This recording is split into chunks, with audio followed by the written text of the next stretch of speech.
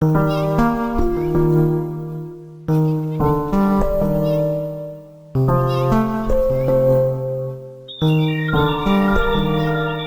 है, अपने मन से सबका त्याग कर दो, जीवन धन्य बन जाएगा।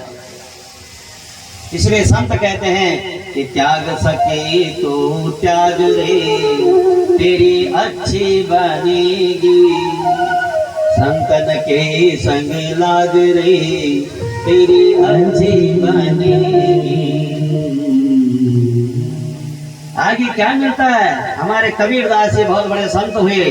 कबीरदास जी ने कहा कि कहत कबीर राम सुमिरन में, कहत कबीर राम सुमिरन में, पाक सके तो पाग रे, तेरी अच्छी बनेगी। लाग सके तो लाग रे, तेरी अच्छी बनेगी।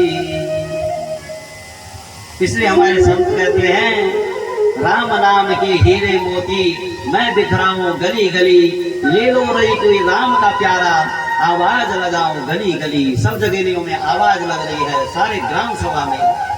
इसलिए मेरे भाई बहनों, अगर जीवन को सत्य बनाना है, जीवन को धन्य बनाना है, तो भगवान के चरणों का आसरा लो, और कुछ भी साथ में जाने वाला नहीं है। मेरे भाई बहनों, ये जीवन ऐसे ही चला जाएगा। 50 वर्ष मोह निद्रा में सोते सोते बीत गए। 50 वर्ष पत्नी पुत्र परिवार नाती पोते इन्हीं के मोह में बंद करके फंस गए। उसके बाद अंतुगत्वा जब यमराज का बुलावा आता है, तो खाली हाथ आए थे और खाली हाथ चले जाते हैं। आया है सो जाएगा राजा रंग फकीर, एक सिंहासन चल चला, एक बांधा जाए जंजीर।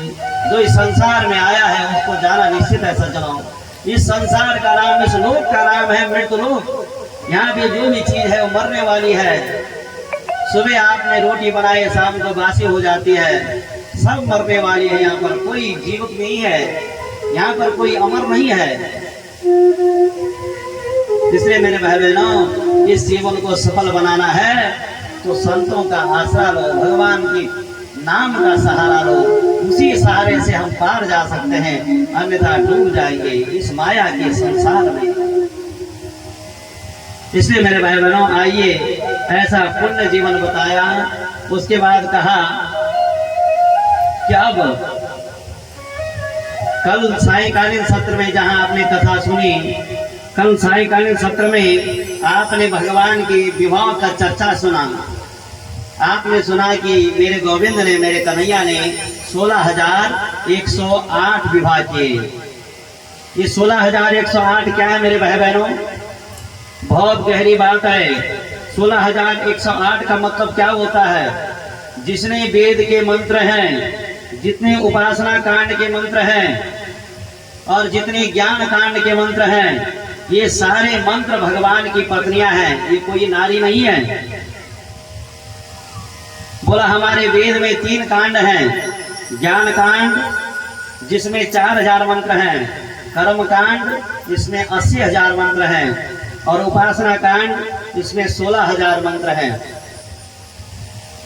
परमात्मा के समीप चले जाने का नाम ही उपासना है। उप समीपे आसनम इति उपासनम। इसलिए मेरे भाई बहनों, ये जो 16,000 वेद के जो उपासना कांड के मंत्र हैं, यही मेरे गोविंद के, मेरे कृष्ण के, मेरे कन्हैया के 16,100 विवाह हैं। ये 8 क्या हैं? तो गीता में भगवान ने कहा कि भूमि रापो नलो वायु खम मनो बुद्धिरेव च अहंकारम इति यम्मे भिन्ना प्रकृति अष्टधा। ये जो 8 है पटरानियां, ये 8 प्रकार की प्रकृति है। भूमि, जल, अग्नि, वायु, आकाश, मन, बुद्धि और अहंकार, ये 8 प्रकार की प्रकृति हैं। ये भगवान की 8 पटरानियां हैं। 16,100 जो उपनिषद हैं, वो 16,100 हुए, और 8 जो ये प्रकृति है 16,108, ये भगवान के पूरे विवाह हो गए, पूरा परिवार हो गया। इतना सुंदर परिवार है। लेकिन पूरा परिवार में कोई भी पत्नी की कोई शिकायत नहीं है। मेरे भाई बहनों, आज तो हमारी एक ही है, एक नहीं नाक में दम किया हुआ है। लेकिन यहाँ देखिए 16,108 है, 16,108 की किसी की कोई शिकायत नहीं है। सब भगवान के साथ प्रसन्न है। क्यों? ईश्वर की बराबरी हम कर नहीं सकते, क्योंकि वो समर्थवान है। समर्थ को नहीं दोष गुसाई। अरे 16,108 क्या, सारा संसार उनकी पत्नी है मेरे गोविंद की। हम गाते में गाते हैं कि तुम वो एक अगोचर सबके प्राणपति, सबके प्राणों में बैठा हुआ वो प्राणपति है। इसलिए मेरे भाई बहनों, हम प्रार्थना करते हैं कि हे गोविंद, किस विधि, वो विधि बताओ जिस विधि से आपका मिलन होगा। मेरी जो ये मति है ये कुमति हो गई है। इस कुमति को सुधारने के लिए संतों का आसरा लिया जाता है मेरे भाई बहनों। इसलिए हे भगवान के 16,108 विवाह की चर्चा हुई। अब भगवान से कोई भी पत्नी रूठती नहीं है। लेकिन सज्जनों, भगवान ने देखा मैं कुछ ऐसी अटपटी बात कहूं कि रुक्मिणी रुक जाए। लेकिन मेरे भाई बहनों, आज रुक्मिणी मैया के चेहरे पर मेरे गोविंद ने क्रोध नहीं देखा। ये सबसे पहली पटरानी है, सबसे बड़ी है। लेकिन मेरे गोविंद ने इनको कहा कि जब 10 पुत्र हो गए, बोला रुक्मिणी देवी, बोला अभी कुछ नहीं बिगड़ा। 10 पुत्र होने पर वो बोल रहे, बताइए क्या अभी कुछ नहीं बिगड़ा? देखना चाहते हैं कि रुक्मिणी के चेहरे पर कभी क्रोध नहीं देखा। इसलिए कुछ अटपटी बात करूं तो हो सकता है क्रोध में कैसी लगती, जरा देखना चाहते हैं मेरे गोविंद, क्योंकि नाटक करने में सबसे अग्रगण्य है। इसलिए रुक्मिणी मैया को कहा कि हे देवी, अभी कुछ नहीं बिगड़ा। अरे तुम्हारा शिशुपाल से अभी विवाह करवा देंगे। बोला मेरे साथ क्यों विवाह किया? अरे मैं तो डरपोक हूँ, डर के कारण समुद्र के अपनी पूरी बना ली। तुम कहते हो कि भुवन सुंदरों में तो काला हूँ, ये भी तुमने गलती कर दी। ये रुक्मिणी, ये भी तुमने गलती कर दी। और अगली गलती तुमने ये की कि मेरे माँ का पिता नहीं, बाप का पिता नहीं। कोई कहता है देवकी नंदन है, कोई कहता है यशोदा नंदन है। यहाँ भी तुम गलती कर गए। रुक्मिणी मैया को क्रोध तो नहीं आया, लेकिन मूर्छा आ गई, बेहोश हो गई। मेरे गोविंद ने कहा मैं तो क्रोध देखना चाहता था, लेकिन तो सारा गड़बड़ हो गया। मेरे गोविंद ने चतुर्भुजी रूप लेकर के रुक्मिणी मैया को लिया हाथ में और पंखा चलाते हुए रुक्मिणी मैया को जब होश आया तो रुक्मिणी मैया जवाब दे रही है, हे गोविंद ये बताओ कि हे प्रभु, तुम संसार में तुम्हारे माता पिता कौन बन सकते हैं? किसकी सामर्थ्य है? सारे संसार के माता पिता आप हो प्रभु। वो तो आपने मेरे ऊपर कृपा कर दी कि मुझे अपना लिया। ये गोविंद, मैं कहाँ आपके लायक थी, लेकिन आपने मेरे ऊपर कृपा कर दी कि मुझे अपना बना लिया। प्रभु बहुत बहुत कृपा की है मेरे ऊपर। आपने कहा कि मैं तो काला हूँ, बड़े सुंदर सुंदर राजा हैं उनसे विवाह करते, लेकिन हे गोविंद तुम काले हो, कभी तो सारे जग के उजाले हो। हे गोविंद, अगर तुम लली होती, कन्या होती, लली बनी लड़की ब्रज में की भाषा है, तो हजारों के गले कट जाते तुम्हारे पीछे। लेकिन तुम तो लाला हो, इतना सुंदर हो ये गोविंद कि सारे भुवन सुंदर हो। जो तुम्हें एक बार देख लेता है, रसखान में एक बार देख लिया, तो तुम्हारा वृंदावन छोड़ने की इच्छा नहीं हुई, वहीं पर अपना जीवन न्योछावर कर दिया। इसलिए हे गोविंद, बड़ा सुंदर जवाब दे रही है रुक्मिणी मैया, सुनने लायक जवाब है मेरे भाई बहन। बोला तुम कहते हो मैंने डर के कारण, राजा के डर के कारण, जरासंध के डर के कारण और समुद्र में पूरी बना ली। बोला देखो हे प्रभु, आप इस साधारण संसार में रहने लायक नहीं है। इस समुद्र में, हमारा जो हृदय समुद्र है, इस समुद्र की गहराई में आपका वास है प्रभु। आप तो सागर हैं।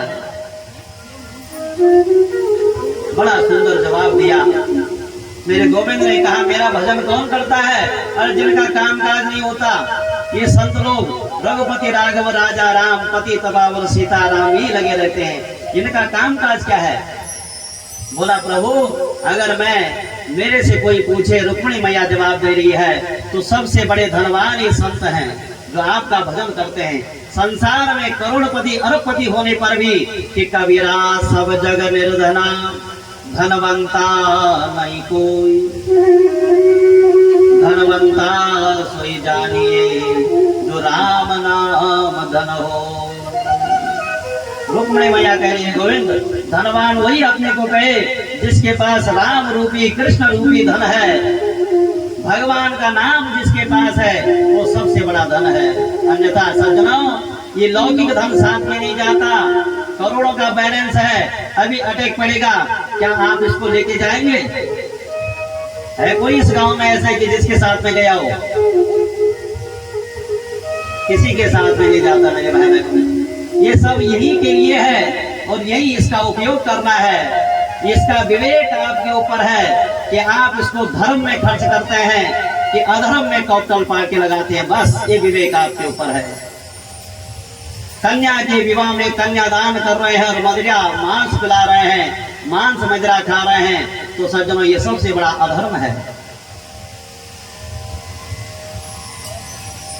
यही जीना आपने नहीं सीखा, तभी तो दुख जीवन में आता है। इसलिए मेरे भाई बहनों, कन्यादान सबसे बड़ा दान है, महादान है।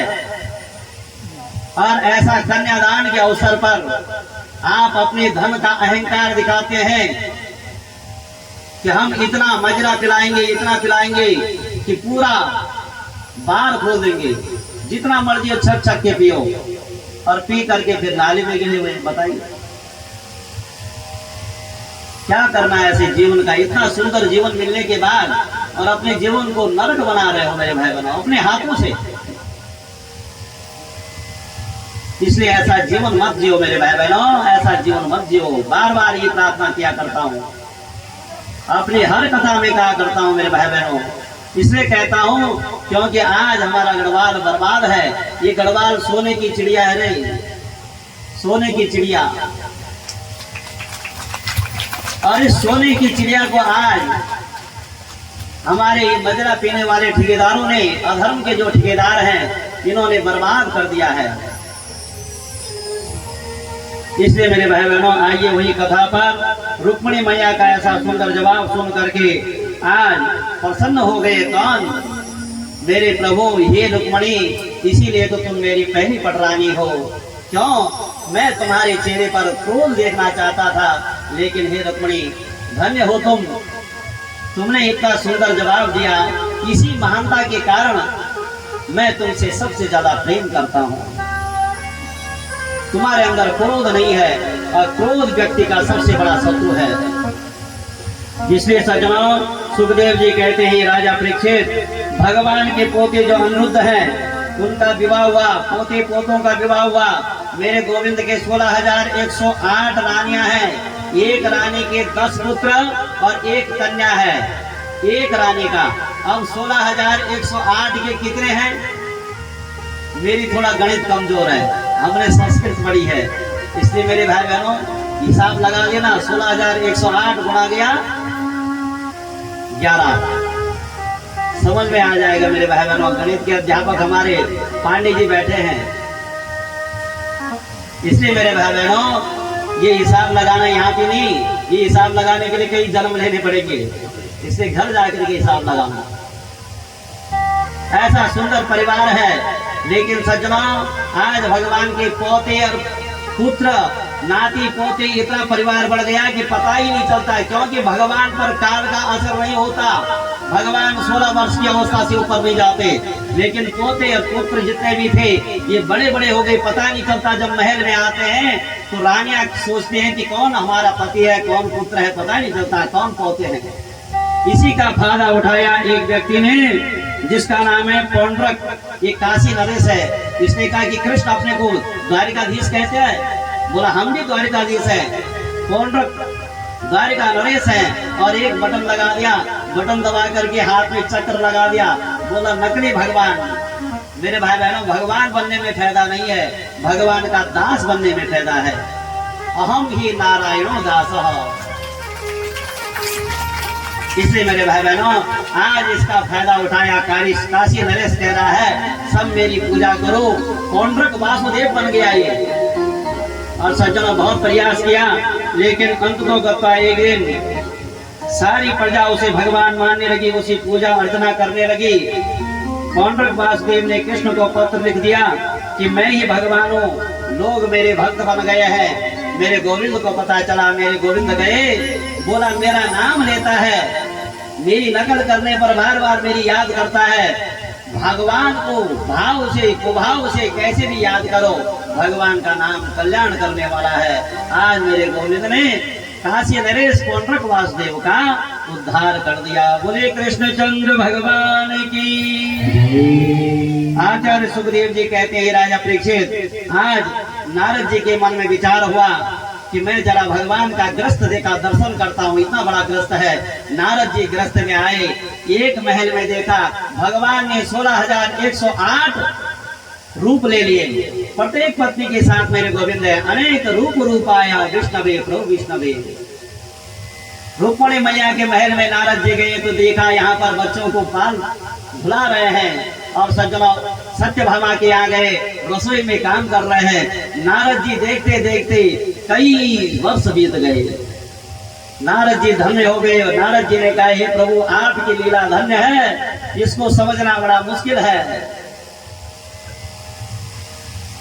सज्जनों नारद जी भगवान को प्रणाम करके चले गए। पांडवों ने आज भगवान इंद्रप्रस्थ में आए, पांडवों से बोले आप लोगों ने नई राजधानी बनाई है, आप राष्ट्रीय यज्ञ करना चाह रहे हैं पांडव लोग। बोला तुमने सारे राजाओं को जीत लिया। बोला महाराज सारा राजा हमारे पक्ष में है, लेकिन एक जरासंध है वो हमारे पक्ष में नहीं है। भगवान ने कहा इसको भी जीतना पड़ेगा, तभी तुम राष्ट्रीय यज्ञ करने के अधिकारी हो। बोला महाराज कैसे जीते? भगवान ने एक लीला की। आज भीम भैया को अर्जुन को साथ में लेकर के ब्राह्मण बन करके गए जरासंध की पुरी में, गया में। और जैसे ही गए सज्जनों, आज ये ब्राह्मणों से बड़ा प्रेम करता है कौन?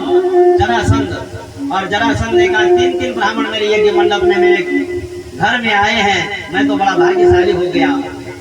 आज जैसे ही आए इसने कहा ब्राह्मण देवता मांगो क्या चाहिए? आज मेरे प्रभु ने मांगा कि युद्धम न देहि राजेन्द्र तंदसो यदि मन्यसे युद्धार्थिनो वयं प्राप्ता राजन् हे राजन, अगर देना चाहते हो तो हम तीनों में से युद्ध करो। जरासंध आज समझ गया। उसने कहा ब्राह्मण होकर के युद्ध की बातें कर रहे हो? युद्ध की बातें तो क्षत्रिय करेगा तो शोभा देता है, ब्राह्मण का काम तो वेद पढ़ना है और वेद पढ़ाना है, शिक्षा अच्छी शिक्षा देना और अच्छी शिक्षा देना ये ब्राह्मण का काम है। लेकिन आप ब्राह्मण होकर के अपना परिचय दो, मेरे गोविंद हंस पड़े और मेरे कन्हैया के हंसी में ही उनकी पहचान है। जरासंध समझ गया, मुझे लगता है कि मैंने इसको पहले कहीं देखा है। लेकिन बोला युद्ध में अब वचन में भरवा दिया, लेकिन बोला अब परिचय दो अपना। बोला मेरी बाएं तरफ जो खड़े हैं ये है पांडव भाई अर्जुन धनुर्धारी, दाएं तरफ जो खड़े हैं ये है इन्हीं के भैया भीम योद्धा। बोला आप?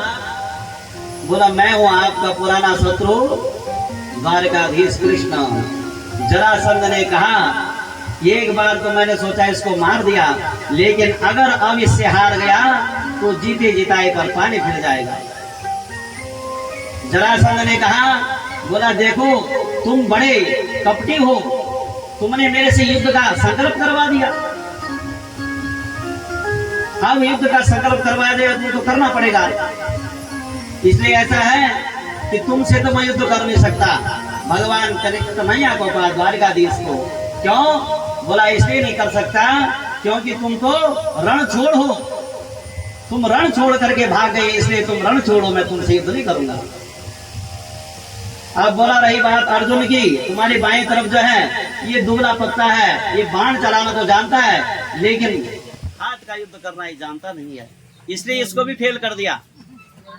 आगे आई बात, बोला भीम भैया की। बोला ये भीम मेरे जिस समान योद्धा है, अगर युद्ध करूंगा 2-4 हाथ तो इसके साथ हो जाए। आज भीम भैया प्रसन्न हो गए, कॉलर खड़े कर दे। बोला आज तो मुझे पास कर दिया, और भगवान कृष्ण को भी फेल कर दिया। और सज्जनों, युद्ध हो गया। ये धर्म युद्ध है। सुबह युद्ध होता है, दिन भर सूर्य उदय होने पर युद्ध का संग बजता है।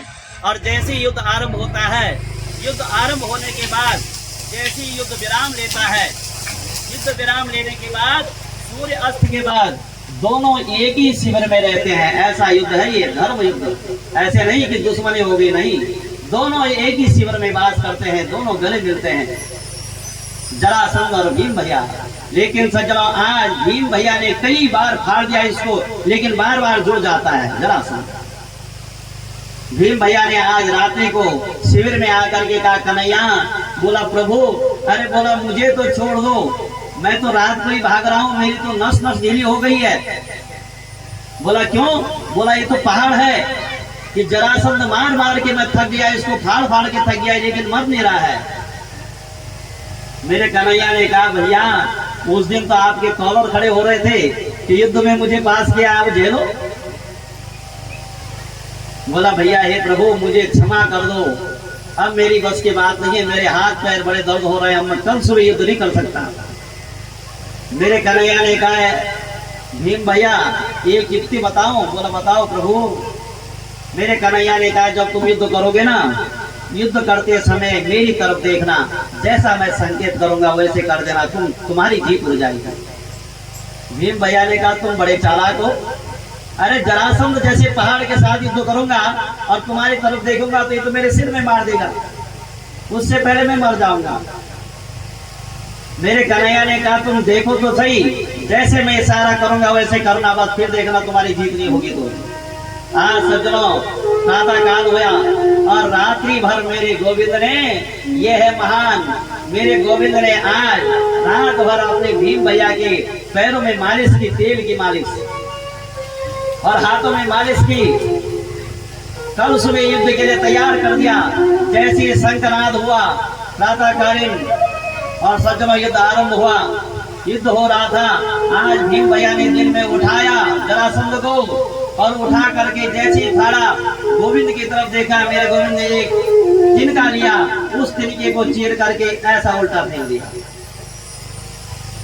और आज भीम भैया ने भी इसको फाड़ करके इसके दोनों पार्ट उल्टे फेंक दिए। जय जयकार हो गई, बोले कृष्णचंद्र भगवान की। आज जीत गया भीम भैया। बोला आज तुम्हारी जय जयकार हो गई। ये जरा नाम की राक्षस से पैदा हुआ है जरासंध, इसलिए जितनी बार इसको फाड़ोगे उतनी बार इसके पार्ट जुड़ जाते थे, लेकिन आज उल्टा जोड़ दिया। जैसे उल्टा फेंका तो सज्जनों जुड़ नहीं पाए। आज इसका प्राणांत हो गया और सज्जनों जैसे प्राणांत हुआ, जय जयकार हो गया। और यहाँ से चले जरासंध से सारे राजाओं को, जितने राजाओं को इसने बंदी बनाया था, सबको मुक्त किया। मेरे गोविंद के चरणों में सब राजाओं ने प्रणाम किया, हे प्रभु आपने इस पापी से हमें बचा दिया। और सीधा गए राजसूय यज्ञ में, सबको काम बांटा, राजसूय यज्ञ आरंभ हो गया। पांडवों ने इंद्रप्रस्थ में, इंद्रप्रस्थ किसका नाम है जिसको आज आप दिल्ली कहते हैं, ये दिल्ली पहले इंद्रप्रस्थ था। और इस इंद्रप्रस्थ में आज आरंभ किया। जैसे राजसूय यज्ञ आरंभ किया, बोला यज्ञ हो रहा है, यज्ञ में आपको काम बांटना है। किसी को भोजन परोसने का काम किसको दिया? बोला भीम भैया को। जो ज्यादा खाता है वो ज्यादा खिला भी सकता है, जो एक रोटी खाने वाला होगा, एक रोटी के बाद बोलता है कि और लाए, अरे भैया भी तो कुछ पेट में आया नहीं। इसलिए भीम भैया खूब खाने वाले हैं, खूब खिलाते हैं। और सज्जनों उसके बाद सारा कर्ण को और दुर्योधन को दान देने का, कर्ण के हाथ में ऐसे रेखा है कि जितना देगा उतना और दान का भंडार भरेगा। इसलिए खूब दान लुटाओ। ये कहेंगे कि पांडवों का यज्ञ है, दुश्मन है, खूब लुटाओ, जितना लुटाएगा उतना और आएगा। यही तो बुद्धिमत्ता है। द्रौपदी को कहा कि तुम ये पांचाली है, पांचाली मानी 5 पति है इसके। और पांचाल देश किसे कहते हैं? पंजाब को। पंजाब के लोग खाने पीने में बड़े उस्ताद होते हैं। आज हमारे पंजाब से हमारे वीर सिंह जी के जीजाजी भी हमें मिले, तो पंजाबी बड़ी अच्छी बोलते हैं। मैं जिस दिन आए थे, बाहर बैठे थे, उस दिन मैं सुन रहा था अपने पुत्र से, बड़ी अच्छी पंजाबी बोल रहे थे।